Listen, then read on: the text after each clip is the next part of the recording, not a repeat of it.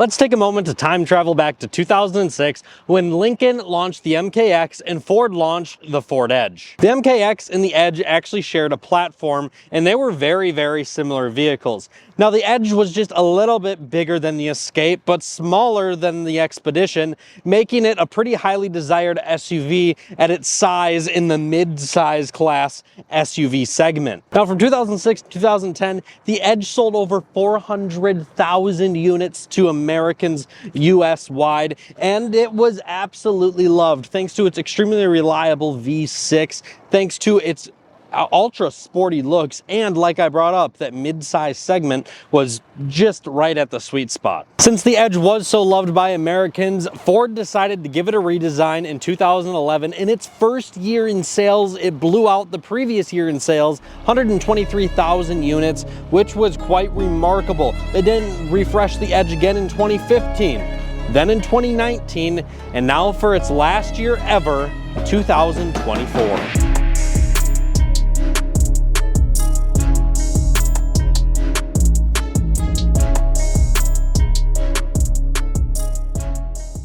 Let's talk about why Ford put the Edge on the chopping block.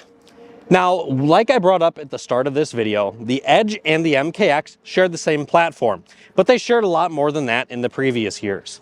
The Edge and the MKX were practically the exact same vehicle on the inside and outside, minus some features. A non-car enthusiast could hop inside of an MKX and they could tell this was a Ford Edge. The entire interior was laid out almost exactly the same. The exterior was laid out very, very similar, and it just had a few more chrome touches here and there, power functions here and there, and some more additional accessories that the Edge simply didn't have. Now, Lincoln was trying to build a luxury brand, and they did not want to be attached to Ford exactly. So in 2019, they decided to entirely change their brand, and they switched the MKX nameplate to the Nautilus. Now, the Edge and the Nautilus still did share the same platform in 2019, but you could not tell that it was an Edge anymore. It entirely changed. The Nautilus was a much nicer vehicle than the Edge, but Lincoln still was not a massive fan of the way that it rode. It did not ride quite the way that they were hoping to. They wanted an entirely new platform for the Nautilus, and both the Edge and the Nautilus are built in Ontario, Canada, I believe, on the same assembly plant. And Ford decided they didn't just want to build the Edge on this assembly plant, was kind of their mindset behind it. The Nautilus officially changed in 2024 to an entirely new platform that is built over in China, actually, that is imported in to sell their beautiful 2024 Nautilus. It truly is an amazing SUV. But Ford didn't want to build just the Edge on this plant in Ontario, and they just started a new partnership with Volkswagen to bring back that amazing nameplate that has been legendary throughout history, the Capri. The Capri is going to be a somewhat similar size to the Edge, but launching from Volkswagen on a shared platform with the ID4, I believe. So it is officially kind of just pointless to have the Edge. The Escape has grown over the years. It's not that much smaller than the Edge anymore, and it just no longer makes sense for Ford to produce the Edge. The plant in Ontario is no longer going to be used for gasoline vehicles as of 2024. Ford's goal is to build entirely electric vehicles there in Ontario.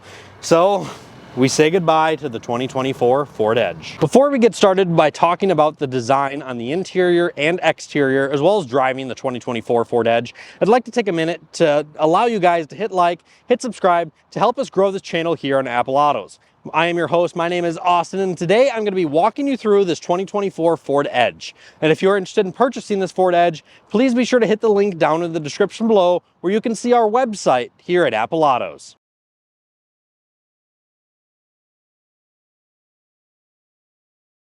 Now, the cancellation of the Edge in 2024 does not necessarily mean that you shouldn't buy one, especially if a gas vehicle is something that excites you or interests you. Because the replacement of the Edge that will be coming at some point is pretty much most likely going to be fully electric. Of course, I cannot speak on behalf of Ford. I do not have full ins, but based on the fact that the plant that the Edge is produced in is only going to be producing electric vehicles from here forward, I'd be willing to bet that an electric Edge replacement with a new nameplate is coming in the near future. Personally, I have been a fan of the Edge since it launched in 2006 because I thought it was the sportiest looking Ford product that there was in the SUV lineup, especially when the ST launched in 2020, or even the Edge Sport back in like 2011 with those 20-inch wheels, or maybe they were even bigger than 20-inch wheels. Super cool looking, like chromish 5-spokes. I always thought the Edges had a really cool look to them, and that still applies here in 2024.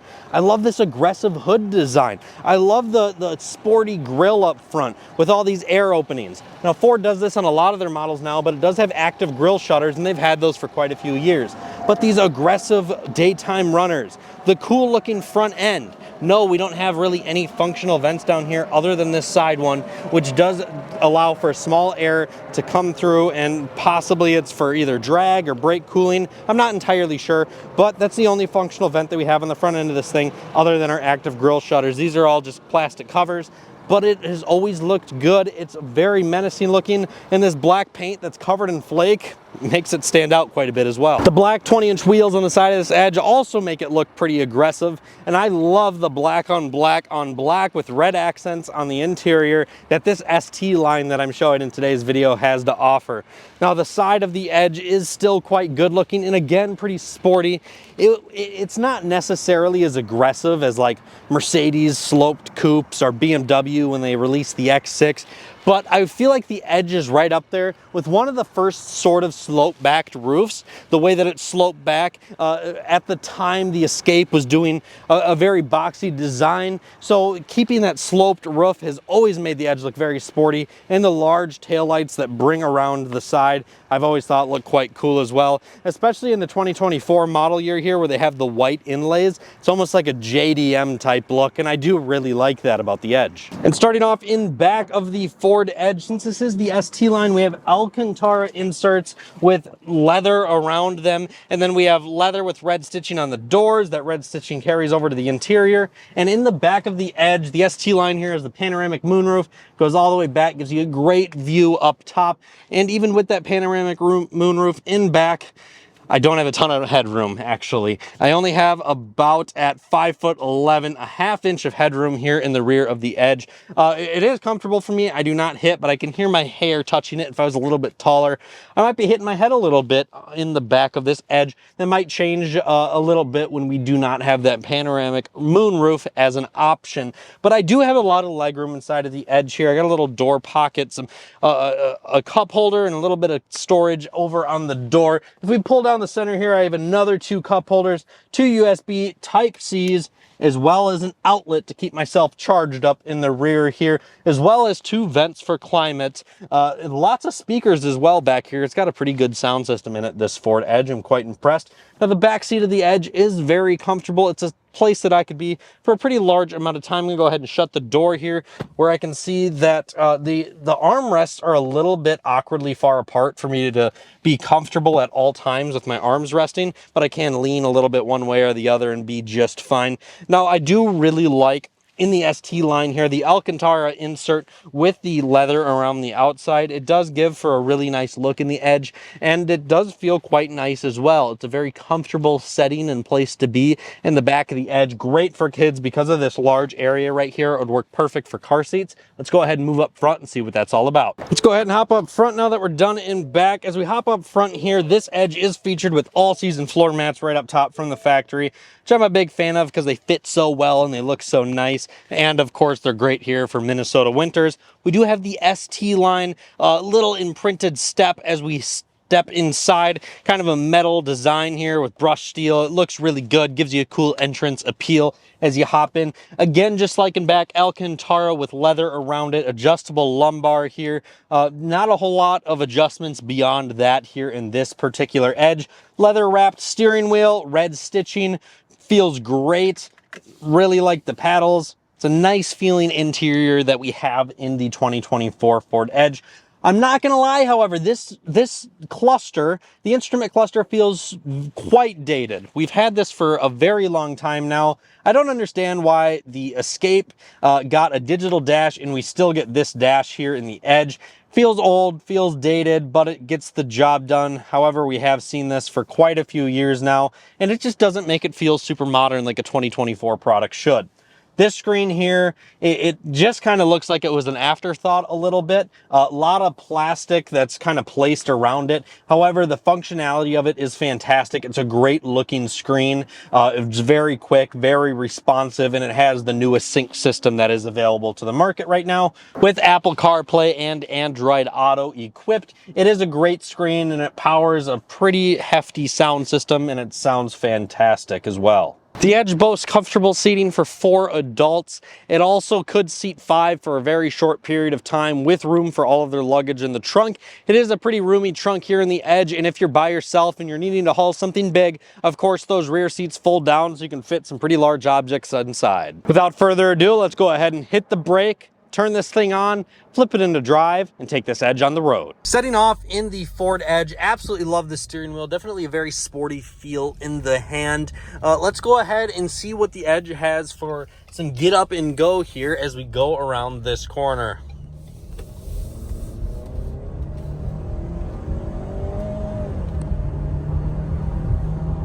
And for handling, the Edge does feel quite planted. However, it does have a bit of body roll as it is a little bit of a bigger SUV. The ST line that we are in is definitely more of a cosmetic package than anything that has to do with performance. The Edge ST line, here, let's go over some bumps really quick. This is the bumpiest road in town. Not stiff at all. Overall, a pretty comfortable ride, takes the bumps quite nicely, not too jarring by any means. The Edge ST line is overall a very comfortable vehicle to ride in. The dampening is set a little bit softer here, that way it has a smooth ride, and it is not really sporty whatsoever. It's not that fun to take around corners, it really isn't all that quick, but ultimately it feels like you're in something that is sporty, which is fun. I do enjoy that, but if you're buying this for a driving experience or in hopes to have a fun performing car, this isn't the one for you. Let's go ahead and get on it one more time here as we go around the corner. One of the things I find to be very necessary on the Edge that this one is equipped with is blind spot assist. The Edge's blind spot is not great out of the driver's side here just because of this large B pillar that the Edge has.